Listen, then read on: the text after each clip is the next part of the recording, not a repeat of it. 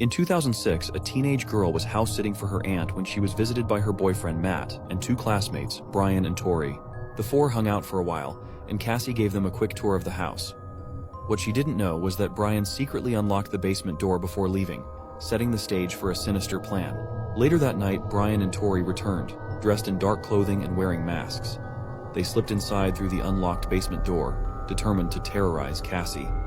They started by making loud noises, hoping to lure her and Matt downstairs. When that failed, they cut the power, expecting her to investigate. But Cassie, now anxious and uneasy, stayed put. Realizing their plan wasn't working, the boys turned some lights back on to avoid suspicion. Cassie's unease grew when she noticed one of the dogs growling toward the basement stairs. Matt, sensing her fear, offered to stay the night, but his mother insisted he come home. Now alone in the house, Cassie had no idea the worst was yet to come. Once Matt was gone, Brian and Tori cut the power again. When Cassie still didn't come downstairs, they decided to strike. Armed with knives, they crept upstairs and launched a brutal attack, stabbing her repeatedly before fleeing the scene. As the investigation unfolded, detectives uncovered chilling evidence, a video recorded by Brian and Tori before the murder. In it, they gleefully detailed their plan, expressing their desire to kill, and revealing that their inspiration came straight from the horror movie Scream.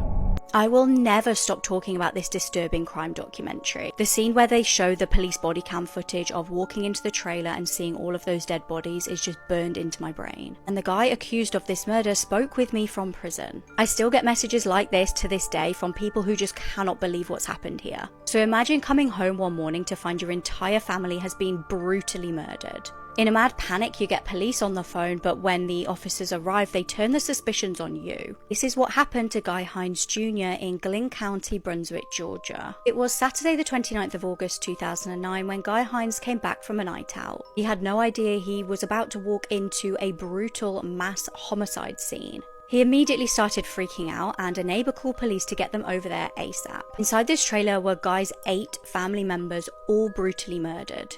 Just try and process that for a second, like 8 of your family members lying there dead and you've just come home to this. Police on the phone to Guy asked him what it looked like, to which he shouted, "It looks like an effing murder scene." It kind of seemed like after that interaction, the police and the dispatcher just really turned against him. But something else unfolded on this call too. They actually realized that somebody in the trailer was still alive and breathing. Although very severely injured, a little 3-year-old child thankfully survived. Now, Guy in the background of this call was saying, "Please hurry, somebody is still alive." If you had just done this to all of your family members, surely you wouldn't want the emergency services to save somebody who could potentially dob you in. Now, later on from this crime scene, the professionals determined that this would have had to have been a very large group of attackers. There were handprints round people's ankles and wrists, almost indicating that they'd been held down while they had been beaten to death. There was also blood spatter indicating that they'd been struck from multiple different sides, different angles of the bed. Again, this indicates numerous attackers. There was also the fact that these 8 people were actually still lay in their beds pretty much. Do you not think if this was the work of one individual, people would have started waking up, they would have seen what was going on and either been able to run away or overpower one attacker?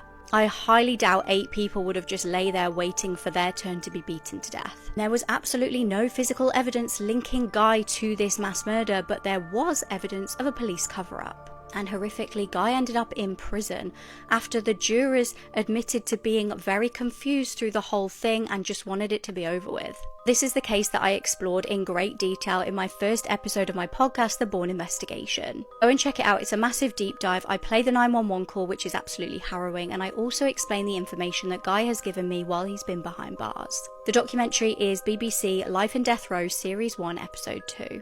This boy's parents bought him a gun as a Christmas present. He would end up becoming a school shooter. It was the 30th of November at Oxford High School in Michigan.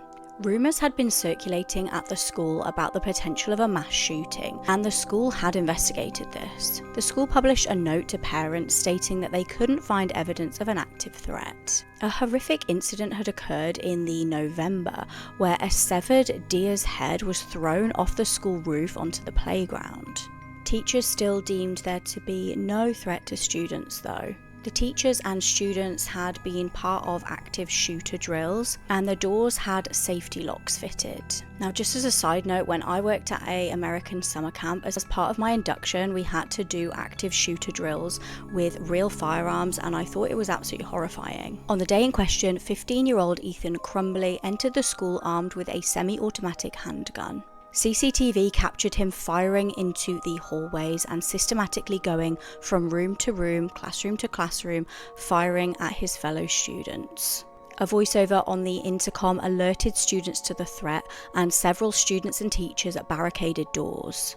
Ethan went round firing his weapon through the locked doors.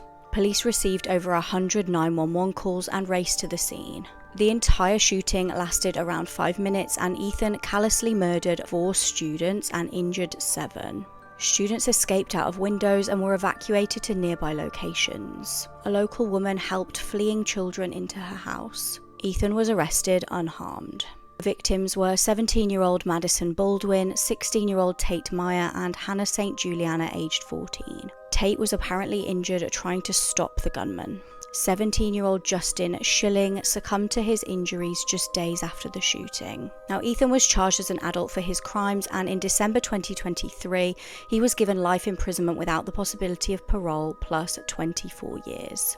Interestingly, his parents were then charged with involuntary manslaughter. It transpired that they failed to take steps that they could have taken in order to prevent the tragedy. They'd purchased the gun as a gift for Ethan and failed to keep it properly secured. They'd also actually been called into the school for a discussion after Ethan had drawn a violent picture, including a weapon. It was just hours later that he began his rampage. His parents, Jennifer and James, failed to attend court, and a manhunt ensued. They were finally hunted down by police in Detroit. They were convicted of involuntary manslaughter and were given 15 years in prison with the possibility of parole after 10 years. Imagine getting married to a man and then 2 years later he chops you into 200 pieces. In 2021, Nicholas Metzen married Holly Bramley. The pair were from Lincoln in the UK. However, after they got married, the relationship completely broke down. Holly told her family she was really struggling. She said Nicholas was coercive and controlling. He would manipulate her, and Holly's family said he was an evil monster. Massive trigger warning here for animals.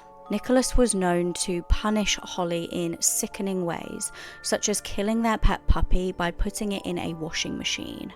He left the puppy there for her to find. She'd once even run to a police station with their pet rabbits to try and save them from him. Holly was last seen alive on CCTV on the 17th of March 2023. Shortly after, police were asked to do a welfare check for Holly, so they turned up at the couple's flat. What they found deeply concerned them.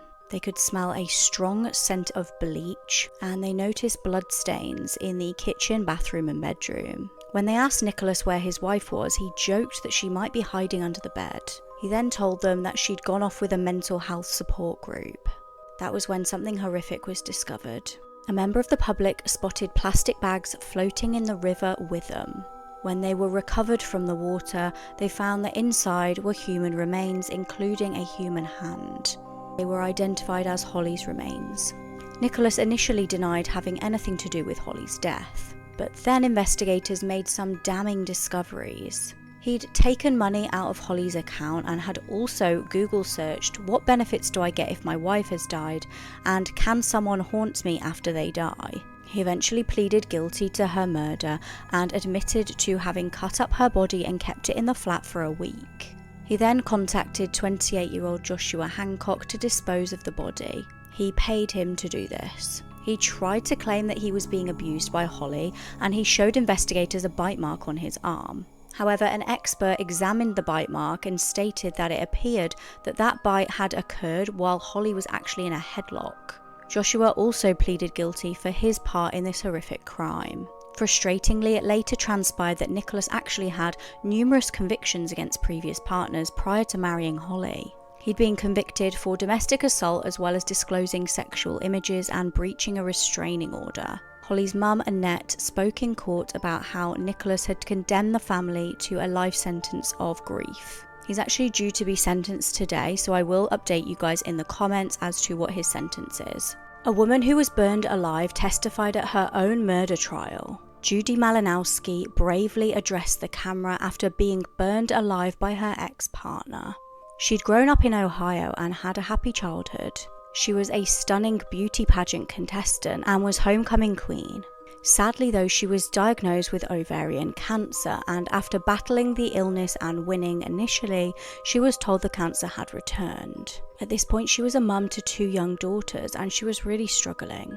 She had surgery to try and battle the illness, but she was in a lot of pain after a hysterectomy. She became addicted to opiates and eventually would move on to the substance H. It was at this point, when she was really vulnerable and sick, that she began dating Michael Slager. The pair had met online and she had no idea he had a criminal past. He'd been convicted of stalking, child endangerment and domestic assault. Now Michael made life much worse for Judy. He would buy her substances and use these to control her. She tried going to rehab in 2015, but Michael liked how addiction made her easy to control. The couple became really toxic, and in one horrific incident, things would turn deadly. CCTV captured a shocking incident on the 2nd of August 2015. The pair got into an argument at a petrol station and Judy threw a can of fizzy drink at Michael. He responded by throwing petrol all over her. He then went back to his car, grabbed a lighter and set her on fire. She instantly went up in flames and horrified onlookers scrambled to ring the police. Judy was rushed to hospital with 3rd-degree burns covering 70% of her body. She became blind and lost her fingers and her ears. She battled on for 700 days, undergoing multiple surgeries. Eventually though, she did succumb to her injuries. But brave and intelligent Judy recorded a video statement against her attacker. Just prior to her death, she documented what had happened and who was to blame. In order to do this, however, and to be obviously sober enough to testify in potentially a trial further on down the line, she had to be taken off all of her painkillers, so she was understandably in absolute agony to do this. She knew it would be worth it though to see her ex Michael be put behind bars for what he did to her. She stated, "I don't think words can describe what it feels like to have your whole body set on fire. I thought for sure I was dying. I just prayed to Jesus to please forgive me for my sins and to take care of my children, and that was it. I blacked out. I don't remember anything until I woke up in the hospital." One professional stated that he had never seen a trauma like that on a human body that was not deceased. Michael eventually pleaded guilty and was given life in prison. Imagine your ex gouging both your eyes out and then being released from prison. It was April 2011 in Hale in Cornwall. Mother of 2, 31-year-old Tina Nash was terrified of her partner, Shane Jenkin.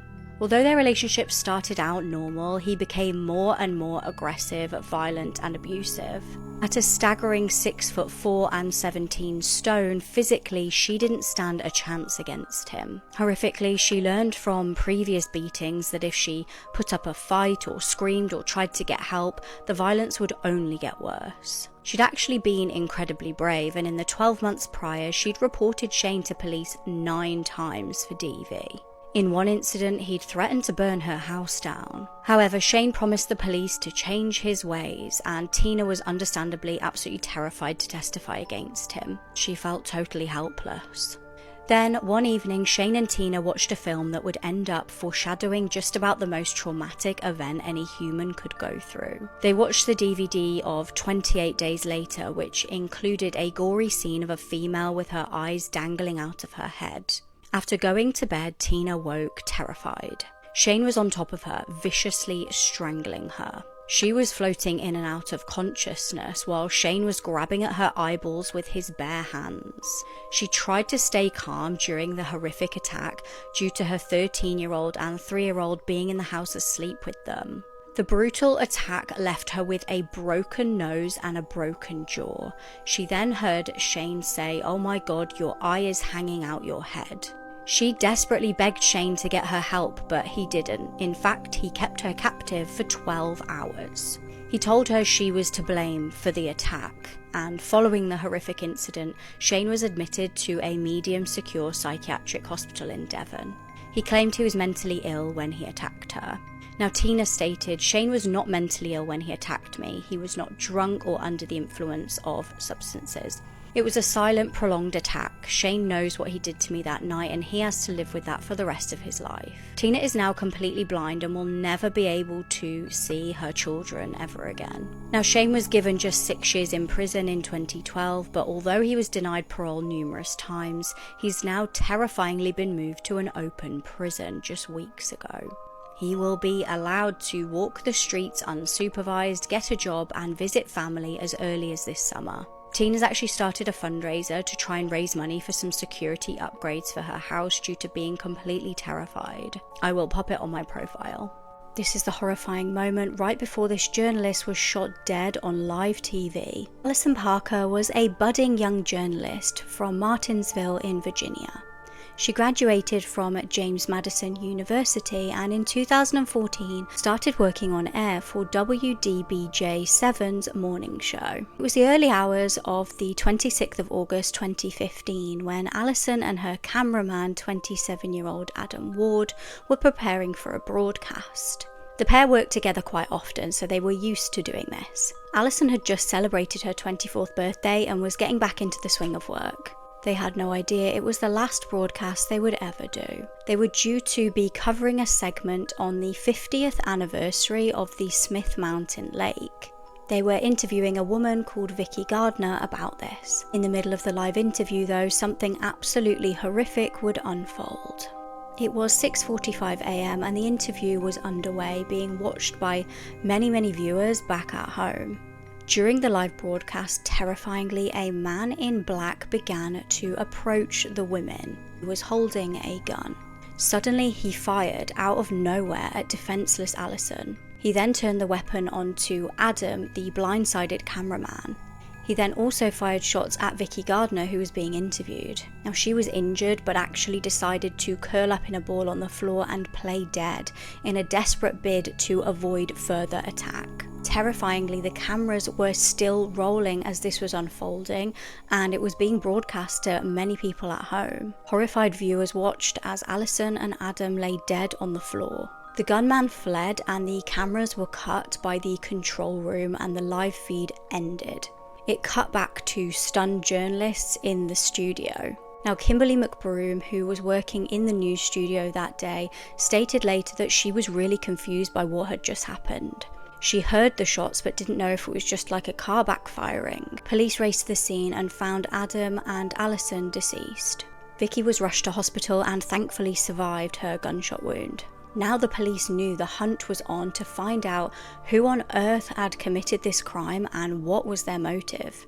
That's when other journalists at the news station told officers that they thought that they'd recognised the killer. They also had an idea of the motive. Now, they told police that the shooter could very well have been a man named Vesta Flanagan. He had actually worked for the news station fairly recently and was sacked for making staff feel uncomfortable. Vesta had a history of being sacked from jobs due to bizarre behaviour and also threatening his colleagues.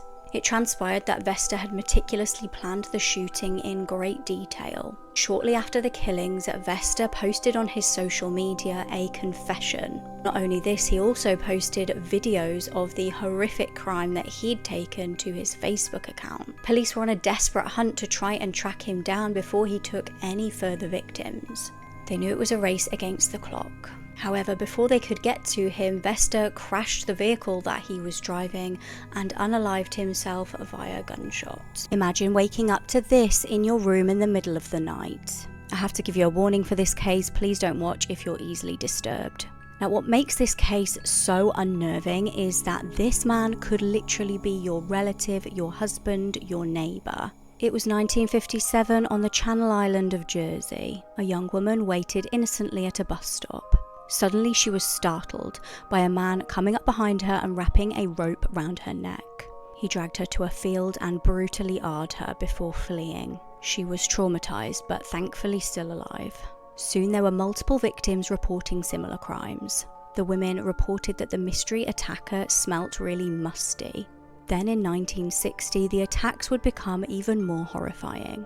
On the 14th of February, a 12-year-old boy woke in the night and was startled. A terrifying man was stood at the foot of his bed in a horrifying rubber mask.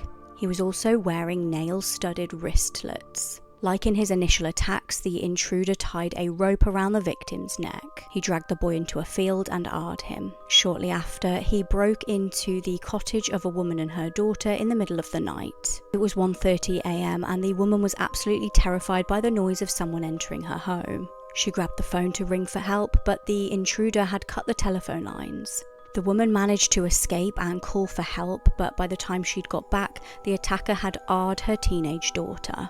The mystery attacker left a trail of terror everywhere he went. He was systematically targeting houses with children inside. He'd break in and arr them wearing the hideous rubber mask. One of his victims was a boy of just 8 years old.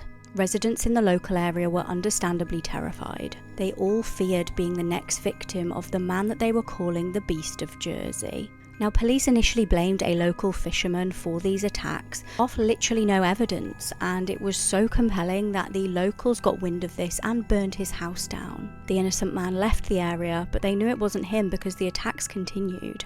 The real culprit was a man named Edward Paisnell. He was a seemingly normal man with a wife. Horrifically, he was actually volunteering at the time, looking after vulnerable children. There were rumours that he was abusing both the children in his care and the staff. Meanwhile, investigators were taking ages to figure out who the Beast was. In 1966, a letter arrived at the police station from the Beast, and it stated, "My dear sir, I think that it is just the time to tell you that you are just wasting your time, as every time I have done what I always intended to do, and remember it will not stop at this, but I will be fair to you and give you a chance. I have never had much out of this life, but I intend to get everything I can now. I have always wanted to do the perfect crime. I have done this, but this time let the moon shine very bright in September, because this time it must be perfect, not one but two. I am not a maniac by a long shot, but I like to play with you people. You will hear from me before September, and I will give you all the clues, just to see if you can catch me. Yours very sincerely, Wait and See." He continued to break into homes and attack people. It wasn't until 1971, when Edward got pulled over for going across the traffic lights on a red light, that things would all start to unfold. Police found the terrifying mask inside his car, and also the coat with nails around the wrists. He was arrested and ultimately found guilty of the string of horrific crimes. He was given 30 years in prison.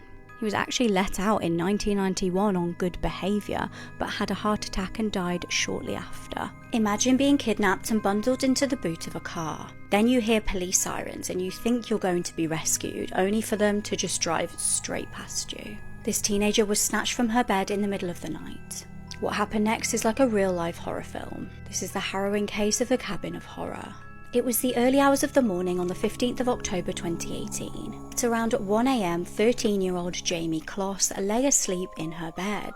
That was until her dog started frantically barking. No one could have predicted the horrors that would happen next. The family, who were asleep in their house in Barron, Wisconsin, had no idea they'd been stalked. A few weeks earlier, Jamie had innocently got onto the school bus when she was spotted by a 21-year-old man. His name was Jake Patterson. It was right at this moment that he decided to start plotting the kidnap of the young girl. He drove to the family home a couple of times over the next few weeks. He'd been spooked by some noises and some people though, so he eventually drove off. On the night in question though, he was determined to make it work. As the dog began barking, Jake approached the house. Jamie's dad, James, woke up and went to see what the commotion was all about. This proved to be fatal. Jake fired a shotgun into the home and shot and killed James. This woke Jamie and her mum, Denise. They immediately fled to the bathroom and huddled together, hiding from the killer. Denise was shaking as she tried to call for help from police. However, before she could speak to the dispatcher, Jake burst through the door. He made Denise tape her daughter's mouth shut, and then he shot her and killed her in front of Jamie. After watching her own mother's murder, Jamie was bundled into the boot of his car. Meanwhile, police had heard the commotion on the other end of the phone as Denise had tried to ring them. They sent officers straight to the scene. Horrifically, as they approached the house, they drove straight past Jake with Jamie in the boot of his car. They had no idea they'd driven straight past the killer. Now, police issued an Amber Alert after finding an absolute bloodbath at the crime scene. They obviously knew Jamie's parents had been killed, but there was no sign of Jamie. Months would go by without a single word of the missing girl. Now, Jake had driven the child to his home in Gordon, and the poor girl had been traumatized from this man killing both of her parents, and he was now threatening to kill her if she didn't obey him. Jake bizarrely carried on a fairly normal life, or at least it seemed so to the outside world. He would have friends over and he would bundle Jamie underneath his bed and barricade her under there with heavy objects. She was actually so weak and frail from not having enough food and water that she didn't really have the strength to fight back. As with so many abduction cases though, Jamie was pretty smart about things, and she eventually started to develop some sort of relationship with her kidnapper. They ended up starting to do activities together such as watching films, and luckily for Jamie, Jake began to get a bit too relaxed around her. On the 10th of January, the brave girl decided to make a break for it. Jake popped out and left her in the house alone for a little while, and she used all of her strength to push her way out of the underneath of the bed. She managed to break out of the home in just her pajamas. Seeing a woman walking a dog, she got the courage to run up to this woman and say that she needed help. Told the woman her name, and the woman was stunned as this little girl had been all over the news. Police were called and immediately turned up to rescue Jamie. Now meanwhile, Jake had returned home and realised she'd vanished. He'd started frantically looking round the area trying to find the girl, and this alerted suspicions of police, who pulled him over and arrested him. He confessed to his crimes and got 2 life sentences plus 40 years in prison for the kidnap. Speaking about her kidnapping, Jamie stated, "He thought he could own me, but he was wrong. I was smarter, I was brave, and he was not. He thought he could make me like him, but he was wrong." Jamie's auntie was given custody of her, and she gradually rebuilt her life. Those who know Jamie stated her incredible spirit and strength continues to inspire everyone around her.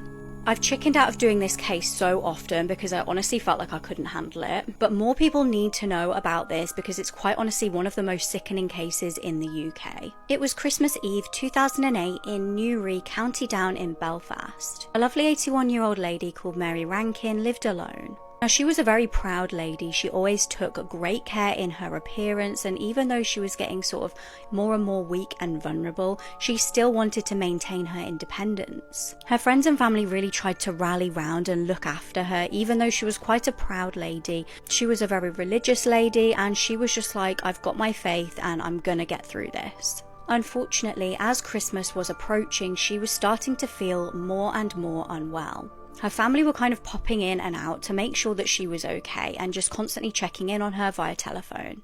One of her daughters actually gave her a ring on Christmas Eve via the phone at 10:38 p.m. She was pleased to hear that her mum actually seemed in quite good spirits, and her mum was really looking forward to spending the day on Christmas Day with her family. But her daughter could never imagine that her mum wouldn't even make it to the family celebrations. She would be found dead the following morning. Mary's other daughter tried to ring her the following day to say Happy Christmas and just to firm up the plans for the day. However, she got no answer, and she was kind of like ringing and ringing at intervals. Maybe she was in the shower, or maybe she was making some food. She ended up getting really concerned about her mum, and her husband ended up driving over to Mary's house just to check on her. He got no reply after knocking on the door, so he had to let himself in with his own key.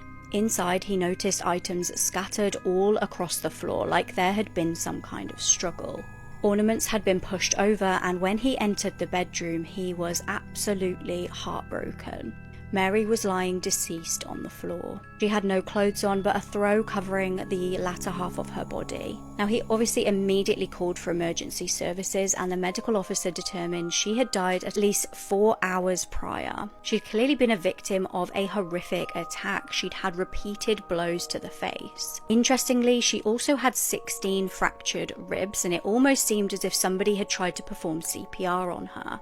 But none of the family members had done this, and neither had the paramedics. She also disturbingly had imprints of a crucifix on her face. DNA was taken from the scene, and a neighbour came forward to provide an eyewitness statement to police that would prove vital. At around 7:25 a.m. on Christmas morning, he had seen a local woman sat on the wall outside. and he provided a description of her. Police went round to local homes questioning people and came across a woman who matched this description. This was Karen Walsh, a mother from the area, and interestingly she said something very telling when police asked her about the case. Now bear in mind the police had told nobody any details about this woman's death. Karen asked if she'd been beaten to death. Then Karen started telling them a strange story of how she'd popped over to Mary's house with a gift of vodka and stayed up chatting to her for a bit. Now this little lady didn't drink, she was very strictly religious and she just never got drunk at all. Why would she have a gift of vodka for her? Karen said after she talked to her and given her this gift, she'd then gone home, gone to bed and not woken up until 11 AM. But this didn't match what the eyewitness saw. Also, police found that bottle of vodka at Mary's house and a lot of it had been drank. It was certainly not Mary that did this. It turned out what had actually happened was that Karen and her husband had been drinking on Christmas Eve. Karen had then gone round to Mary's with a bottle of vodka, and it's not clear whether the bottle of vodka was actually a gift for potentially another neighbour, and Karen had just ended up going round to drop it at Mary's just while she waited for the neighbour to get back. But essentially she took this vodka bottle round to Mary's, and it's believed that after speaking for a little while, an argument broke out between the pair. Mary had apparently told her to go back home to her family on Christmas Eve, and Karen took a dislike to this. Karen then brutally attacked her, even using Mary's own crucifix from off the wall. Karen went to trial, and it was kind of contested as to whether there was some sort of SA that had gone on in this attack. Mary had got bruising in the downstairs area, and some experts said that that could have potentially happened in the struggle and she kind of got hit by a piece of furniture or something. Others questioned whether Karen had actually SA'd her herself to try and make it look like this was an S-motivated attack and almost to throw police off the scent. Honestly, I don't know if she is that clever, but Karen was ultimately found guilty of murder and given life in prison.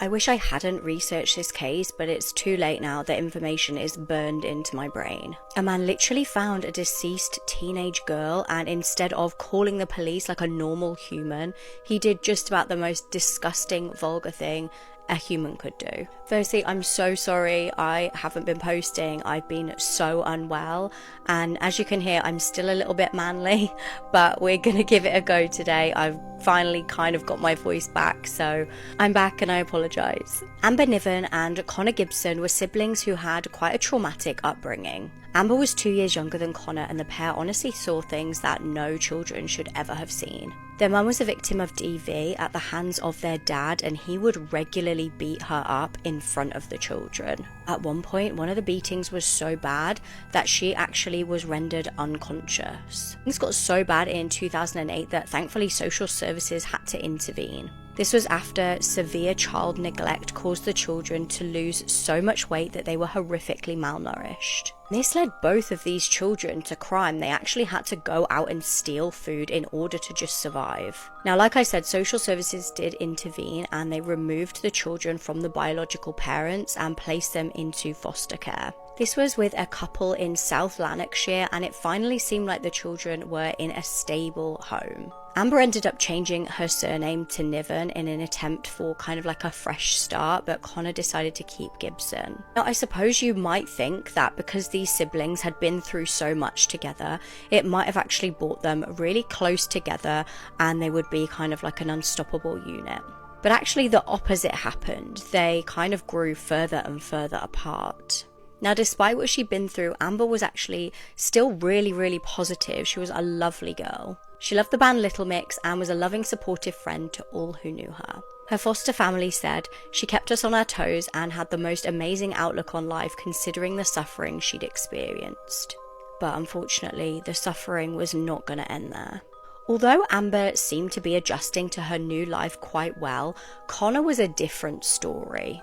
He was being extremely violent and lashing out at school, and even making like disturbing threats to kill other students. Now, in June 2021, when I believe Amber was either 15 or 16 years old, she went to a house in Bothwell with a few people, just as teenagers do. I definitely did that all the time when I was younger. However, at some point during the evening, unfortunately while Amber was asleep, a 20-year-old called Jamie Stars did something horrific. He assaulted and AR'd her. Now, shockingly, this wasn't his first attack, and he'd also AR'd another teenage girl in the area a month prior. Now, thankfully, Amber actually did report this, even though it must have been so nerve-wracking to do, especially at such a young age. It's hard enough for grown women to report SAs and Rs, so fair play to Amber for actually having the guts to do this. She said to police, "The reason I think I was AR'd was that I woke up in a bed with no clothes on my bottom half, with a boy I had only met, naked under the covers." She said, "I can't remember hugging him or kissing him at all." Other victim also reported the attack, and ultimately Jamie was put on the S offenders register and was given 10.5 years in prison. Unfortunately though, Amber would be murdered by someone else before she managed to see her attacker put behind bars. In November that year, Amber met up with Connor and thankfully did actually tell people that this was what she was intending to do, so her friends were aware of who she was with that night. The pair even took a selfie together, but things would quickly turn from siblings just catching up to cold-blooded murder. The pair were actually captured on CCTV that night walking in one direction, but a mere 2 hours later, Connor was then captured walking alone back the opposite way. So where had Amber gone? Connor was then tracked by cameras from Cadstow Bridge to the Blue Triangle, where he arrived just before midnight. CCTV then caught him having changed clothes, leaving his accommodation at 20 past midnight. He was then seen walking towards the bin area and could be seen carrying a bag with items inside. Days later, a horrific discovery was made. A local man in his 40s called Stephen Corrigan found poor Amber's lifeless body. Now, this should be the end of the tale. It should be Stephen ringing police, telling them this horrific finding, and then Amber's body being recovered. But things get far more sinister. Stephen saw her dead body, took her lifeless corpse, SA'd it, and dragged it into the bushes. His DNA was literally all over this poor girl's body, proving that he had abused her corpse. On the 28th of November, her body was finally recovered by police, and the evidence officers found was sickening. Amber had been lured by her brother to a remote area where he AR'd her and then murdered her. She had severe blunt force trauma, a broken nose, and had been strangled to death. Police found blood-stained clothing in a wheelie bin at Connor's accommodation. This poor girl had not only been murdered by her own brother after the pair had survived such absolutely horrific abuse growing up, and her then being a victim of a horrific S attack too, but a random member of the public, upon finding her dead body, was still not satisfied with letting Amber rest and SA'd her. Connor was ultimately jailed for life, and Stephen Corrigan was given just 9 years. Every aspect of this case is deeply unsettling, to say the least. Today I want to talk about the case of 17-year-old Michelle Avila. Michelle often went by the nickname Missy, which is what I'll be referring to her as for the entirety of this video. And Missy grew up in Los Angeles, California. Her parents were divorced, and because of this, she primarily lived with her mom Irene as well as her 3 brothers. Missy was described as outgoing and very bubbly. She had a really great personality, and everyone agreed that she was very pretty. Her looks caught the attention of many, including the boys at school, which unfortunately sparked jealousy among the girls she went to school with. This attention that Missy got from the boys led to a wave of drama because some girls felt that they needed to bully her or spread unkind rumors just because they let the jealousy get the best of them. Despite all of the bullying, the rumors, Missy had one friend who stood by her side, sticking up for her, and that was her best friend Karen Severson. Karen and Missy had been best friends since the time they were 8 years old. They grew up on the same street, and Karen would often fight people who tried to cross Missy, and because of this, Missy called Karen her bodyguard. It was like a little inside joke that they had together. Missy was not the only one who was getting bullied. She also stuck up for Karen because Karen unfortunately was picked on for her looks as well. She was a bit taller than most of her classmates, was described by some as a little heavier. It was just kids being cruel. Although the girls seemed to really be the best of friends, things changed when at the age of 14, Karen became pregnant. Karen dropped out of school for the duration of her pregnancy, which in her mind caused her and Missy to grow more distant. After giving birth to her baby, Karen went back to school while her mom and grandma cared for the baby, and any hope that returning to school would rekindle her and Missy's friendship kind of disappeared. Karen felt like Missy wasn't giving her the same attention she once did. She felt like Missy was prioritizing boys or other people over their friendship, and this hurt her feelings. So much so that she started going behind Missy's back and spreading rumors that Missy was sleeping with many boys at the school. And this was a problem because these boys had girlfriends who were upset at this rumor. They couldn't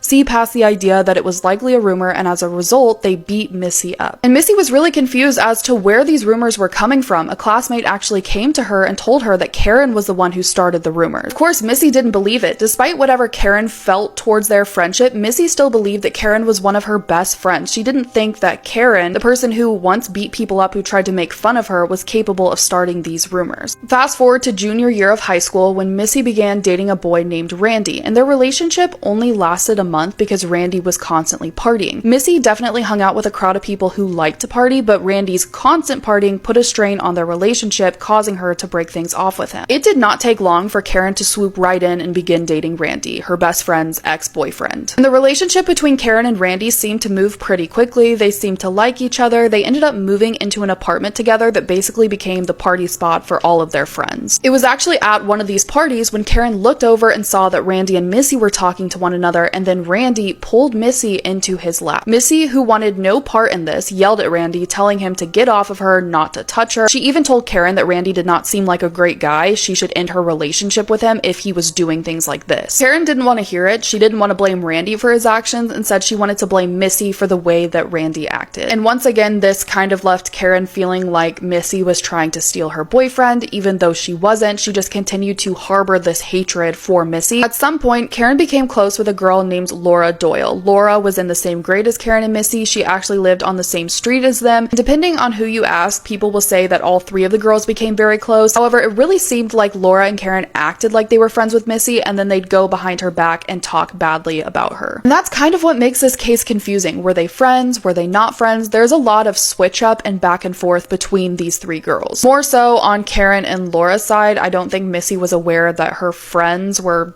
talking behind her back, spreading rumors about her. On September 23rd, 1985, just 10 days before Missy's disappearance, she and Karen got into a physical altercation at a park where Karen threatened to hit Missy with a beer bottle and then pushed her down and began hitting her. Missy did tell her mom Irene about this incident. She was very close with her mom. She always told her about the fights that her and Karen got into, so when Missy disappeared, Irene didn't really connect this fight with her daughter's disappearance. She just figured that it was another one of those misunderstandings. On October 2nd, 1985, Missy told her mom Irene that she was going to hang out with a friend, and that friend was Laura Doyle. Irene remembered that Laura did in fact pick Missy up around 3:30 p.m. The two of them seemed to be laughing and smiling. The girls were supposed to go out to a park and hang out, and this park in particular was located inside the Angeles National Forest. It was a place that Missy and her friends frequently went out to, and Missy told Irene she would call her around 8 p.m. to check in, but Irene never got that call. Instead, 4 hours later, around 6 p.m., Laura called Irene and asked to speak with Missy. And Irene was confused. She thought Missy was with Laura. That was the plan. However, Laura told Irene she dropped Missy off at the park with 3 unknown boys while she went to go get gas. And when she got back from getting gas, Missy and the boys were just gone. She told Irene that the boys were driving a blue Camaro, but other than that, she didn't know who they were. So Irene waited up all night hoping that Missy would come back, and when she didn't, she went to the police and reported her daughter as a missing person, telling them the story that Laura gave her. Unfortunately, just days after Irene reported her daughter missing, on October 4th, Missy's body was discovered in a stream inside the Angeles National Forest. Missy had been forcibly drowned in about 6 to 8 inches of water. Her once waist-length hair was chopped off, and her body was pinned down by a 4-foot log. When authorities notified Irene that her daughter was found and no longer alive, Irene reportedly collapsed before they could tell her the entire story, and 3 days later, she fainted again at Missy's funeral and had to be rushed to the emergency room while the funeral was still going on. Laura and Karen both attended the funeral, where afterwards, Laura sent Irene a sympathy card card with $20.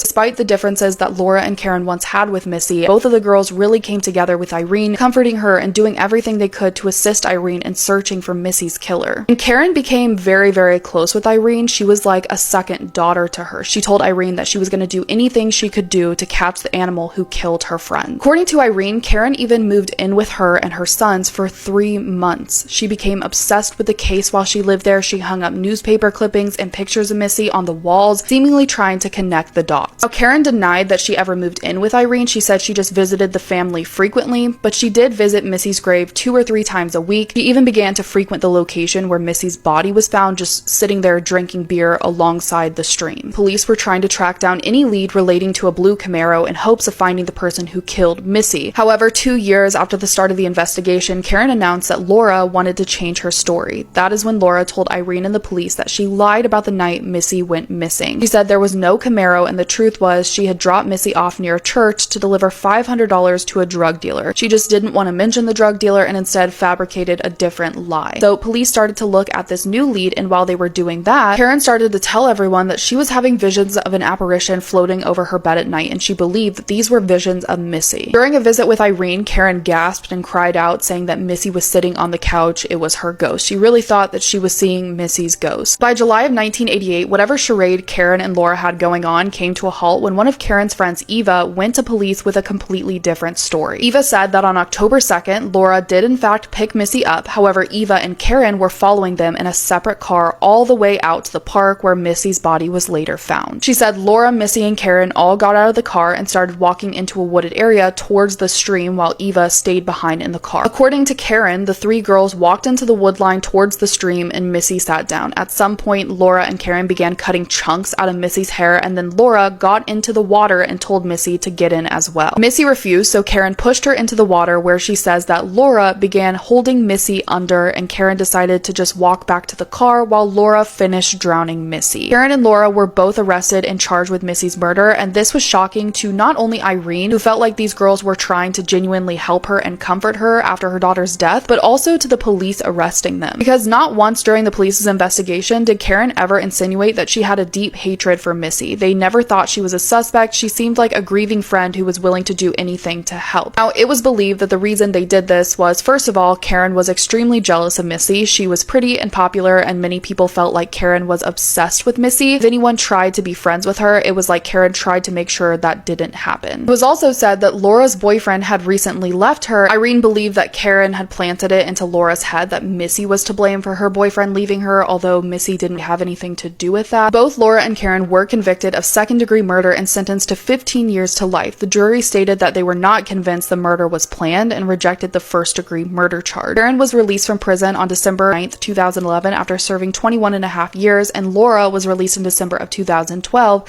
after serving 22 years. After their release, there hasn't been much word from Laura. However, Karen went on to release 2 separate books, and a documentary was once in the works. After the release of the second book in 2014, Karen said she wanted to donate a portion of the profits from both the book and the documentary to an anti-bullying campaign. Those who have read the book say that Karen shows no remorse and portrays herself as a victim. Now, I don't believe that documentary was ever released because Missy's family ended up suing Karen and the book's distributor in 2015 for slander and infliction of emotional distress, and Karen no longer receives any profits from that book. This actually prompted the creation of Missy's Law in California, which requires companies that work with criminals to notify victims and their families about their projects. Missy's family did not want criminals, especially Karen, to profit from their crimes. So yeah, both Laura and Karen were released from prison. Karen maintains that she is a different person. They were 17 when these crimes occurred. She did her time. I don't know. This case is really sad. Yes, they were only 17 years old, but they let jealousy get the best of them and they murdered their friend